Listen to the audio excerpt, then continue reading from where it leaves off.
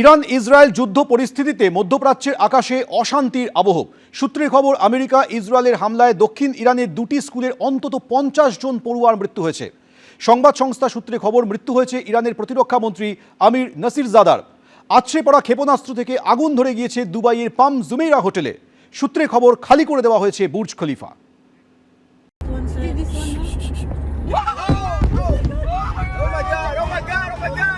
আরব দুনিয়ায় ফের যুদ্ধের দামামা।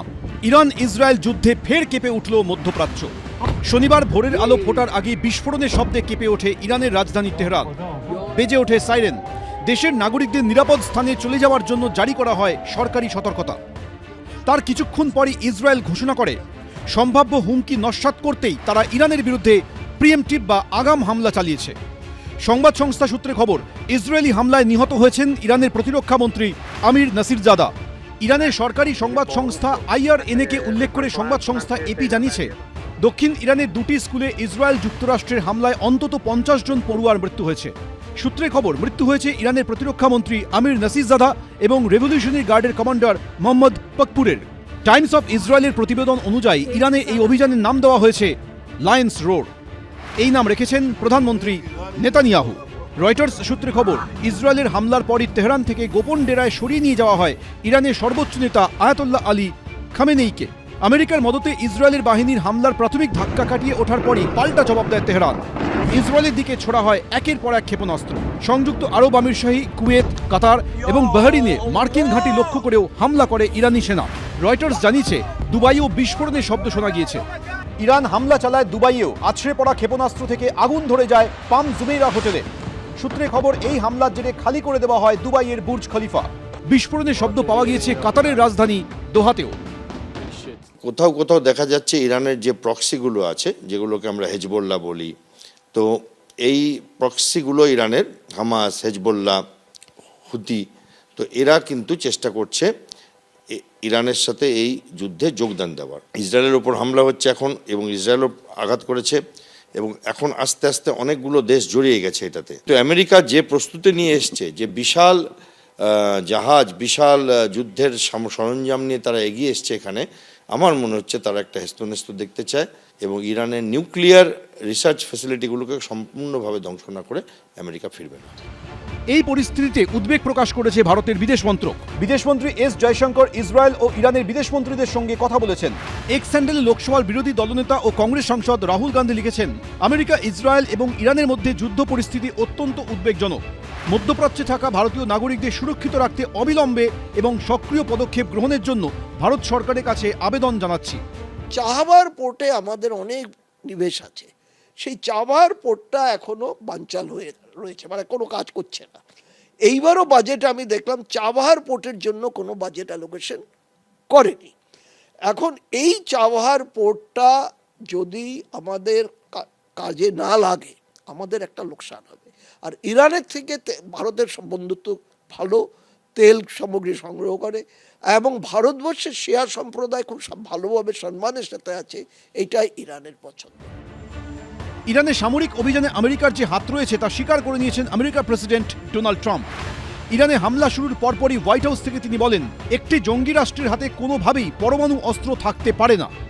অন্যদিকে আকাশপথে বিমান হানা বন্ধ হলেও পাকিস্তান আফগানিস্তান সংঘর্ষ অব্যাহত। শনিবার ইসলামাবাদের তরফে দাবি করা হয়, অপারেশন গজব-লিল হকে অন্তত 300 আফগান তালিবানের মৃত্যু হয়েছে। পাকিস্তানি তথ্য প্রযুক্তি মন্ত্রী আতাউল্লাহ তারারে দাবি করেছেন, রাতভর হামলায় আফগানিস্তানের 89টি জঙ্গি ঘাঁটি গুড়িয়ে দেওয়া হয়েছে। ধ্বংস করা হয়েছে 135টি ট্যাঙ্ক। ইরানের ওপর আমেরিকা ইসরায়েলের হামলার পর একে অপরের ওপর বিমান হামলা বন্ধ করার সিদ্ধান্ত নেয় পাকিস্তান ও আফগানিস্তান। ইসলামাবাদের পক্ষ থেকে জানানো হয়েছে, এটি কোনো যুদ্ধবিরতি নয়, স্থল হামলা অব্যাহত থাকবে। ABP আনন্দ। আসছি পরের খবরে। ভোটের আগে কার্যত ভোটারদের রেজাল্ট আউট। SIR এর পর শনিবার রাজ্যে চূড়ান্ত ভোটার তালিকা প্রকাশ করল নির্বাচন কমিশন। খসড়া এবং চূড়ান্ত তালিকা মিলিয়ে প্রায় 63.5 লক্ষ ভোটারের নাম বাদ গিয়েছে। চূড়ান্ত ভোটার তালিকায় নাম রয়েছে 7,04,59,284 জনের।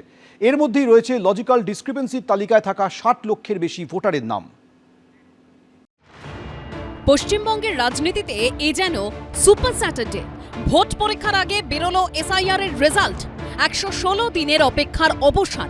নির্বাচন কমিশনের পরিসংখ্যান অনুযায়ী শনিবার প্রথম ধাপে যে চূড়ান্ত ভোটার তালিকা বেরিয়েছে তাতে 63.5 লক্ষের বেশি নাম বাদ পড়েছে। খসড়া ভোটার তালিকায় বাদ পড়েছিল 58,20,899 জনের নাম, আর চূড়ান্ত ভোটার তালিকায় বাদ পড়েছে 5,46,053 জনের নাম। দুইয়ে মিলে বাদ পড়া নামের সংখ্যা 63,66,952। নির্বাচন কমিশনের দেওয়া পরিসংখ্যান অনুযায়ী এর মধ্যে মুখ্যমন্ত্রীর বিধানসভা কেন্দ্র ভবানীপুরে বাদ পড়েছে 47,129 জনের নাম। বিরোধী দলনেতা শুভেন্দু অধিকারীর কেন্দ্র নন্দীগ্রামে 10,996 জনের নাম বাদ পড়েছে। আমার মৃত ভোট, অ্যাবসেন্ট ভোট দেওয়ার কোনো দরকার হয় না, এবং স্বাভাবিকভাবে কত বাদ গেছে দেখবেন। এখানে তো 60,000 ভোটার বাদ গেছে, ওটা নিয়ে একটু কম কথা বলুক। আমি তো ওদের 3 বার হারিয়েছি, শুধু 21-এ নয়, পঞ্চায়েতে আমি হারিয়েছি। যে কেন্দ্র নিয়ে বিজেপি লাফাবার চেষ্টা করছে সেখানে শেষ ভোটে কত পার্সেন্ট ভোট পড়েছে দেখুন, কত পার্সেন্ট ভোট পড়েনি দেখুন।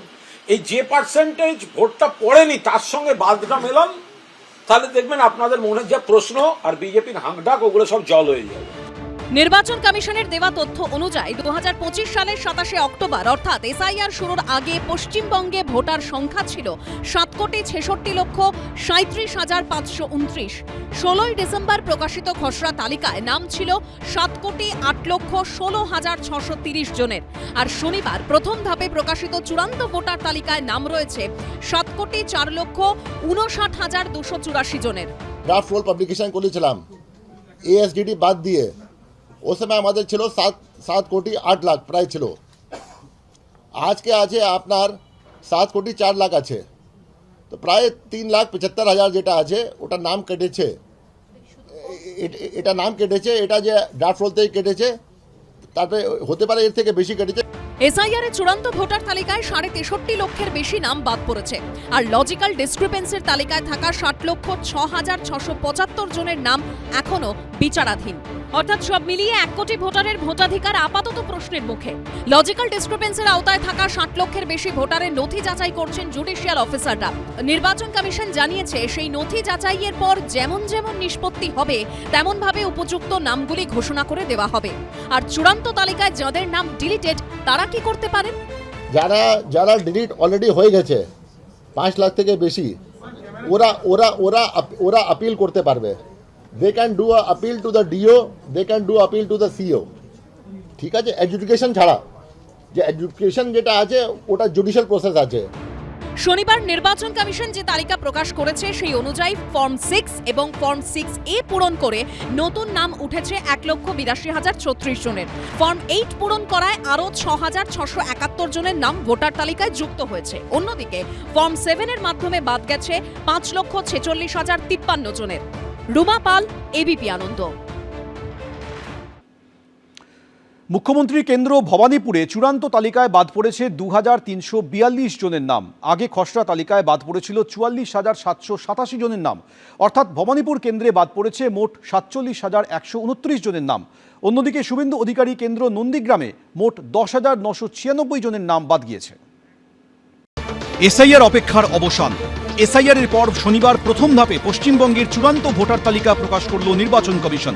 এসআইআর এ আপাতত 63 লক্ষের বেশি নাম বাদ গেছে বলে জানিয়েছে নির্বাচন কমিশন। সেই সঙ্গে এ রাজ্যের হাই প্রোফাইল বিধানসভা কেন্দ্রগুলোর পরিসংখ্যানও সামনে এনেছে নির্বাচন কমিশন। কি দেখা যাচ্ছে সেখানে? প্রথমেই মুখ্যমন্ত্রী বিধানসভা কেন্দ্র ভবানীপুর।